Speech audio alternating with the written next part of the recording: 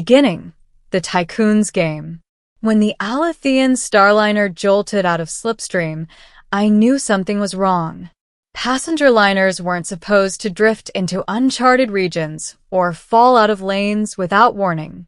The emergency lights flickered like dying fireflies, and the cheerful AI hostess that had been trying to sell me luxury cocktails seconds earlier had frozen mid-sentence, face twisted in a pixelated smile. I gripped the armrest. That didn't sound like a normal deceleration. An anxious voice murmured from the row behind me. "Are we hijacked?" The truth revealed itself seconds later. A thunderous metallic clang rippled through the ship, followed by a predatory scraping that rattled every bolt in the hull. The cabin screens flickered, then displayed an insignia I didn't recognize, a trifold spiral with an obsidian center. The voice that followed was smooth, amused, and unmistakably non-human. "Greetings, passengers. Your ship now belongs to the Vraxian corporate dominion. Please remain calm. You are valuable assets." Gasps. Whimpers. A child began crying. I swallowed hard. I worked in orbital salvage back home. Earth wasn't exactly a superpower galactic civilization, but I'd at least heard rumors of the Vraxians. Not pirates.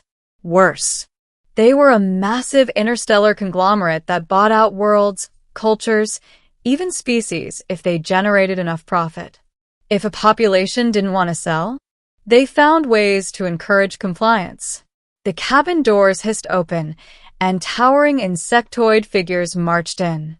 Armored carapaces with faint circuitry glimmering under the surface, for arms ending in manipulators that could switch seamlessly between delicate handling and carrying plasma rifles. One of them scanned the cabin. The device it carried beeped as it hovered in front of me. "You. Step forward."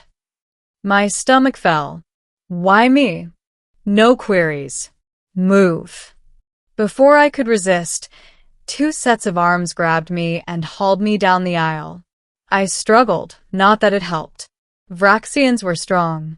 They shoved me into a transport pod, which detached from the Starliner and shot toward a massive space station looming outside, an impossibly vast structure like a skeletal ring world wrapped around a glowing synthetic star. Then the station AI announced where I was being taken. Sector Prime. Office of the High Director of Acquisitions. Which made no sense. Why would the Vraxian Dominion, one of the wealthiest forces in the Orion Spur, summon me, a mid-level orbital mechanic from Earth? I got my answer when the doors opened, and I was dragged into a cavernous office that looked like a palace fused with a corporate skyscraper. An obsidian desk floated in midair, surrounded by hovering screens displaying numbers, worlds, and species. Behind it sat Director Cyrix Cath, a being so massive and ornate he might as well have been royalty. Twin sets of luminous green eyes blinked independently, and his plated mandibles clicked rhythmically. He dismissed the guards and fixed all four eyes on me. "Human Connor Hale," he rasped. "Your presence is required for the challenge." I stared, bewildered. A challenge? What kind of challenge? He leaned forward. An economic duel. A game of acquisitions. A contest of profit and strategy. You will represent your species. My jaw dropped. Excuse me? Why me? Cyrix tapped his console, bringing up a hologram of my employment history. Orbital salvage. Pattern recognition. Analytical adaptability. Survival under unstable conditions. You are suitable enough. That's the worst job description I've ever heard.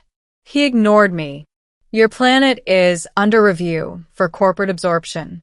However, per Interstellar Regulation 88C subsection 19, primitive species may elect to challenge acquisition through a contest if one of their kind is chosen. We selected you at random. Random?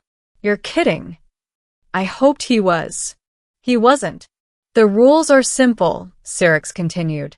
You and I will compete in a series of trials. If I win, Earth becomes a colony and all humans become corporate assets. If you win. He paused. The pause made my gut twist. Your species retains independence. But you will accept the prize the Dominion offers. What prize? Victory will explain it. That was ominous in every possible way. I crossed my arms. Why would a powerful tycoon like you risk anything? Why not just take Earth? His mandibles clicked in amusement. Entertainment.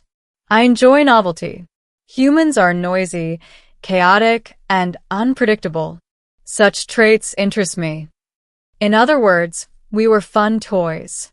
Before I could argue further, the floor lit up beneath me. A holographic arena materialized around us, forming into a shifting labyrinth of metallic platforms. Let the first trial begin, Syrinx said, rising from his throne-like seat. We shall see if humanity is worth the trouble. I swallowed. Great. No pressure. The arena flashed white, and the competition began. Middle. The trials of HFY Trial 1. The Labyrinth of Loss. The floor rearranged itself into towering hexagonal walls, glimmering with alien circuitry. Syrinx drifted atop a levitating platform, commanding his environment with a casual flick of his claws. Acquire the central node, he said, pointing toward a faint beacon deep within the maze. First to reach it wins. I wasn't built for alien labyrinth races. But salvage work had taught me something important. Machines talked, even if they didn't use words. I kneeled, touched the nearest wall, and felt a faint vibration. A pulse. The whole structure wasn't random, it was a living algorithm reorganizing itself. If I could read its rhythms. I ran left, then ducked into an opening just before the wall sealed. Every section seemed to change on a predictable beat, like gears in a giant watch. Behind me, Syrinx smashed through walls with brute force corporate efficiency. Suboptimal pathway detected. Recalculating. Eliminating obstacle. I cursed. You can't just break the maze. He gave a shrug that meant, I can, and I will. So I adapted. Instead of chasing the node directly, I counted pulses. Every wall movement had a pattern. Long, short, long, long, short, like a musical sequence. I followed the rhythm. At the final turn, 2 walls slammed shut inches from my face. I should have been crushed. But I anticipated the cycle, rolled under the closing gap, and sprinted. Straight into the central chamber. The beacon pulsed in front of me. Behind me, Syrinx burst through a wall like it was drywall. Impossible. You navigated the decision tree faster than statistically predicted. I slapped the beacon. Trial 1. Human victory. The arena dissolved. Syrinx stared at me, mandibles twitching. Beginner's luck. I gave him a smirk. Sure. Let's go with that. Trial 2. The Market of Madness. The next arena looked like a mix between Wall Street and a gladiator pit. Dozens of alien traders screamed into floating tablets as holograms of stocks and commodities flashed across enormous screens. This is an accelerated simulation of the Dominion's Grand Exchange, Syrinx explained. Make the most profitable trades within 10 minutes. I squinted at the interface. Alien currencies. Unfamiliar commodities. Markets that updated every half second. No way I could master this through skill. But I didn't need mastery. Earth markets were chaotic. But I knew one thing. Whenever someone sets up a simulation, they think they've made it random, but there's always a bias. A design preference. An oversight. I scanned the board. Everything updated too fast except there. A small commodity tucked in the corner. KRYL phase spores. Its price movements lagged by a fraction of a second compared to the rest of the market. Not much, but enough for me to predict. So I used every credit I had to buy low right before the lag corrected upward, then sell right before the lag dipped. Over and over. My credit count skyrocketed. Cyrix, meanwhile, was buying and selling massive positions with expert speed. But he relied on brute force and vast pattern databases, not the tiny inefficiencies I exploited. When time expired, the scores flashed overhead. Cyrix Cath, 9.3 million credits. Connor Hale, 9.7 million credits. The Tycoon froze. Unacceptable, he hissed. You exploited a latency error. I shrugged. You said to make the most profit, not to play nice. He glared. Humans are infuriating. Thank you, I said. Trial 2, Human Victory. Trial 3, The Duel of Innovation. This was where I expected to die. The arena shifted into a fabrication chamber lined with glowing tools. The challenge appeared above us. Construct a functional device from the provided materials. Evaluation based on originality and utility. Cyrix immediately built something that looked like a miniature starship engine fused with a tactical drone. It hovered in midair, humming with destructive potential. I stared at my pile of parts, random scraps of circuitry, a broken energy cell, a coil of wiring, and a strange crystalline object emitting heat. Great. I wasn't an inventor. I fixed things, repaired them, coaxed dead machines back to life. So that's what I did. I assembled the wiring, attached the crystal to the busted energy cell, and fashioned a makeshift casing. Sparks flew. Smoke puffed. But after 20 frantic minutes, I created what was essentially a portable emergency power core. Not fancy, not flashy. But when I switched it on, the crystal stabilized and the cell hummed to life, releasing a stable stream of clean power. Cyrix towered over me. What is this? A primitive battery? It's a self-regulating thermal capacitor using your crystal as a stabilizing agent, I said. Humans use redundancy over optimization. You'd be surprised how often that saves our asses. The judges scanned both devices. Cyrix's drone scored high for power. Mine scored higher for utility, versatility, stability under stress. Cyrix's eyes widened.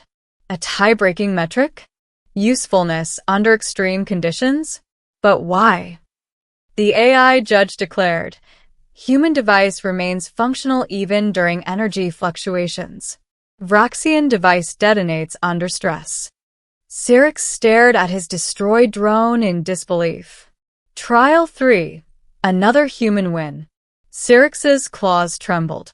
You, he growled, are ruinous. I get that a lot. Trial 4. The Game of Conviction. This trial wasn't about puzzles or markets. It was about persuasion. We stood on a platform before a panel of alien representatives. The AI announced the criteria. Convince the council that your species deserves autonomy. My throat tightened. Cyrix went first, delivering a chillingly elegant speech about the Dominion's efficiency, the economic benefits of absorption, and how humanity would prosper under superior guidance. Then it was my turn. I stepped forward. I didn't have stats, charts, wealth projections. I only had my voice. Humans don't survive because we're the strongest, I began. Or the smartest. Or the most advanced. We survive because we don't quit. The council watched me silently. We're messy, chaotic, emotional. But that's why we innovate, why we adapt, why we push boundaries no species ever intended us to reach. I took a breath. We don't thrive when controlled. We thrive when challenged, when free, when we can make our own mistakes and learn from them. I pointed at Cyrix. He sees inefficiency, disorder. I see potential. Humanity may not be polished, but we're determined. And if you take that away, we stop being human. Silence. Then, one by one, the council displayed their decisions. Humanity. Approved for autonomy. Cyrix's shock was palpable. 3 trials won. 1 challenge cleared. The contest was over. But the victory prize? I still didn't know what it was. Ending. The prize I never wanted. Cyrix stood silent, mandibles quivering. When he finally spoke, his voice had lost its arrogance. Human, he rasped. You have defeated me. Per regulation, your world remains independent. Cheers erupted from unseen observers. Humanity had won, but his eyes locked onto mine. And now the prize. The chamber shifted. A plinth rose from the floor, holding a crystalline data sphere pulsing with golden light. This, Cyrix said, is the Dominion's legacy contract. The reward given to any challenger who bests a High Director. I tensed. What kind of reward? Cyrix extended a massive claw. His tone was grave, almost respectful. Ownership. I blinked. Of what? All of this.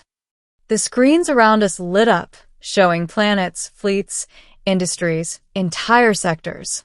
I staggered backward. You're saying... Yes, Cyrix interrupted. By defeating me, you have legally inherited my position. You are now the High Director of Acquisitions for the Vraxian Corporate Dominion.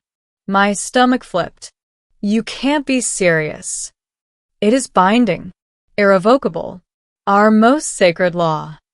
Cyrix bowed, actually bowed, his towering form lowering with rigid reverence. I am your subordinate now. The world spun. I don't want this, I said. I'm an orbital mechanic, a repair guy. I can't run a megacorporation ruling half the sector. You must, he said softly, or chaos will devour the Dominion. Someone must lead. No. This is insane. A dozen Vraxian attendants entered, kneeling. High Director, command us. I'm not. Stop calling me that. Cyrix placed the data sphere in my trembling hands. You won fairly. The leadership is yours. The weight of entire star systems suddenly crushed my chest. Billions of lives. Vast infrastructures. Interstellar politics. You can't transfer this to someone else? I whispered. No, Cyrix said. Only death or victory removes a director. And you have chosen victory. For the record, I muttered, I would have preferred the death clause. Cyrix gave a chirruping laugh. Humans, always dramatic. I rubbed my temples. Okay, let me get this straight. I beat you in a corporate game, so now I'm your boss. Yes. And you're stuck serving me? Yes. And Earth is safe? He nodded. Completely. I exhaled. Then something shifted inside me, a realization like a spark. Earth didn't have a seat at the galactic table, but I did. And if I had the power to change how the Dominion operated, to protect smaller species instead of exploiting them, to regulate instead of conquer, maybe this wasn't a curse. Maybe it was a responsibility.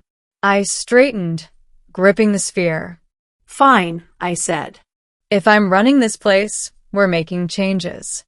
Cyrix stiffened. Changes? Yeah. Rule number 1. No forced acquisitions. Ever. If a species says no, we listen. The attendants exchanged horrified glances. Cyrix sputtered. That is revolutionary. Welcome to humanity, I said. We do things differently. The room quieted. And then, slowly, deliberately, Cyrix bowed again. As you command, High Director. I looked out at the stars stretching beyond the station's colossal windows. I had come from a world no one in the galaxy took seriously. Now, I was sitting on the throne of one of the most powerful organizations in known space. Earth was safe, and the Dominion's future was in my hands. Not bad for an orbital salvage guy. But what shocked me most? I didn't refuse the prize. I embraced it, and maybe, just maybe, I would change the galaxy.